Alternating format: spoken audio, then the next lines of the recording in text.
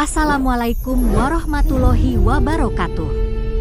Apa kabar pemirsa 1000 kisah yang dirahmati Allah? Semoga Allah Subhanahu wa Ta'ala senantiasa melimpahkan rahmat dan karunia-Nya kepada kita semua. Amin ya Robbal Alamin. Pada kesempatan kali ini, 1000 kisah akan membagikan sebuah kisah yang menarik dan penuh hikmah, yaitu tentang seorang gadis yang dipaksa menikah dengan kakek tua yang sudah memiliki 2 istri demi membayar hutang orang tuanya. Lalu seperti apa kisah selengkapnya? Tonton terus video ini sampai selesai. Dan jangan lupa, tuliskan sholawat atas Nabi Muhammad SAW di kolom komentar sebagai bukti dan tanda kecintaan kita kepada beliau. Allahumma sholli ala Sayyidina Muhammad wa ala ali Sayyidina Muhammad.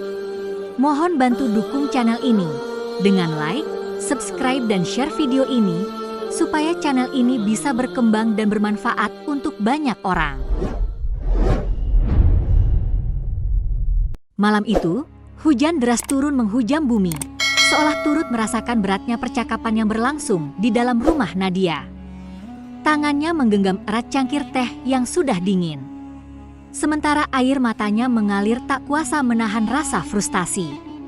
Di hadapannya, duduk kedua orang tuanya yang mencoba menjelaskan sesuatu yang terasa tidak masuk akal bagi hati dan pikirannya. Ayah, ibu, aku tidak bisa. Suara Nadia bergetar, penuh emosi yang tertahan. Aku mencintai Ardi, dan dia mencintaiku. Kenapa kalian ingin aku menikah dengan pria tua yang bahkan bisa jadi ayahku?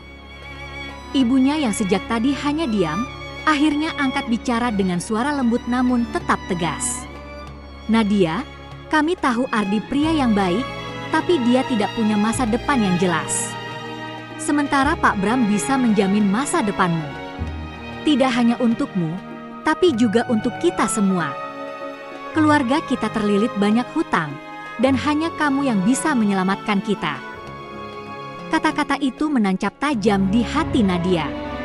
Ia tahu betapa sulitnya kondisi keluarganya. Hutang yang menumpuk, tekanan dari para penagih, dan mimpi-mimpi kedua orang tuanya yang mulai memudar. Ia merasa tersudut. Haruskah ia mengorbankan cintanya demi menyelamatkan keluarga dari kehancuran? Air matanya semakin deras, tapi ia tahu mereka tidak akan memberi pilihan lain. Aku tidak bisa, ayah, aku tidak bisa. Tapi tak ada lagi ruang untuk keberatan. Hari pernikahan itu tiba terlalu cepat bagi Nadia. Nadia berdiri di depan cermin, mengenakan gaun pengantin yang megah. Di sekitarnya, orang-orang tersenyum, mengucapkan selamat, tapi di dalam hatinya hanya ada rasa hampa. Nadia tahu, Ardi pasti sudah mendengar kabar ini. Bagaimana perasaannya? Nadia tidak bisa membayangkan. Ibunya masuk ke ruangan, menyentuh bahunya dengan lembut. Nadia, kamu sudah siap? Nadia hanya mengangguk, menatap bayangan dirinya di cermin. Wajahnya memang tampak cantik, seperti pengantin perempuan pada umumnya. Namun, tidak ada kebahagiaan di sana. Yang terlihat hanyalah sepasang mata yang murung, penuh ketakutan dan kesedihan. Malam itu, Nadia resmi menjadi istri Pak Bram, seorang pria berusia 63 tahun yang jauh lebih tua darinya. Pernikahan itu datar, tanpa cinta, tanpa gairah. Pak Bram memang baik, ia penuh perhatian dan selalu mencoba membuat Nadia nyaman. Tapi Nadia tak bisa memaksa hatinya untuk mencintai pria yang usianya lebih tua dari ayahnya sendiri. Hari-hari berlalu begitu lambat. Setiap malam Nadia tidur dengan air mata, membayangkan wajah Ardi, pria yang benar-benar ia cintai, dan merasa bersalah karena telah meninggalkannya demi uang. Di dalam rumah besar yang megah, Nadia merasa kesepian, meskipun selalu dikelilingi oleh pelayan dan kemewahan. Suatu malam, Pak Bram mengajak Nadia makan malam di sebuah restoran mewah di pinggir pantai. Momen itu adalah salah satu dari sedikit waktu di mana Nadia merasa ada celah untuk berbicara dari hati ke hati. Apakah kamu pernah bermimpi tentang hidup yang berbeda? Tanya Pak Bram. Nadia terdiam, menundukkan kepala. Tentu saja. Semua orang pasti punya mimpi kan? Pak Bram tersenyum lemah. Aku juga pernah bermimpi dan aku tahu, aku bukan pria yang kamu bayangkan akan menjadi suamimu. Tapi aku ingin kamu tahu Nadia, aku akan selalu ada untukmu. Kata-kata itu, meskipun sederhana, menyentuh hati Nadia. Malam itu terasa berbeda. Ada kehangatan yang perlahan tumbuh di antara mereka. Pak Bram, dengan segala keterbatasannya, tetap berusaha untuk membuat Nadia merasa dicintai. Beberapa bulan setelah pernikahan mereka, hubungan Nadia dan Pak Bram perlahan berubah. Dari awal yang penuh keterpaksaan, cinta di antara mereka mulai tumbuh, meskipun perbedaan usia tetap menjadi jarak yang nyata. Namun, Pak Bram selalu tahu bagaimana membuat Nadia merasa istimewa. Malam itu, di kamar mereka, Pak Bram berbisik lembut. Malam ini, aku ingin memberikan sesuatu yang spesial untukmu. Hati Nadia berdebar. Pak Bram selalu tahu cara membuatnya merasa dihargai. Namun, tiba-tiba sesuatu yang tak terduga terjadi. Di tengah malam yang penuh kehangatan, Pak Bram mendadak terdiam. Tubuhnya terjatuh di atas Nadia. Semua energi hidupnya lenyap seketika. Nadia panik. Ia mengguncang tubuh Pak Bram, memanggil namanya berkali-kali, tetapi tidak ada respon. Nafas yang tadinya berat, kini terhenti.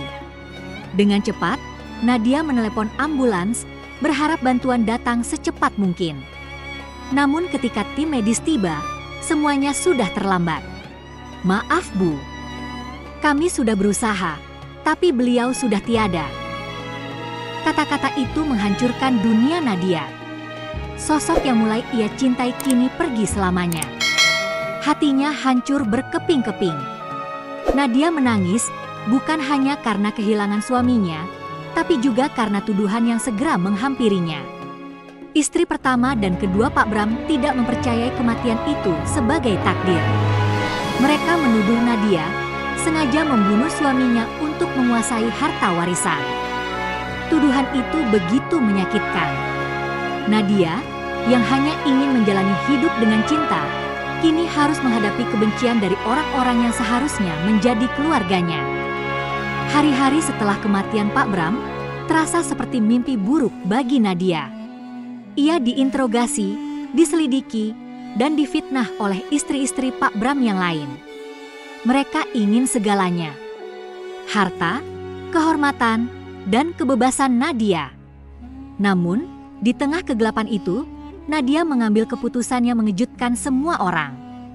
Ia melepaskan segalanya. Aku tidak butuh warisan. Aku hanya ingin melanjutkan hidupku, bebas dari semua ini. Nadia meninggalkan rumah besar itu tanpa membawa apa-apa, hanya membawa kenangan akan cinta yang singkat namun tulus. Meskipun hidup tanpa kemewahan, ia akhirnya menemukan kebebasannya.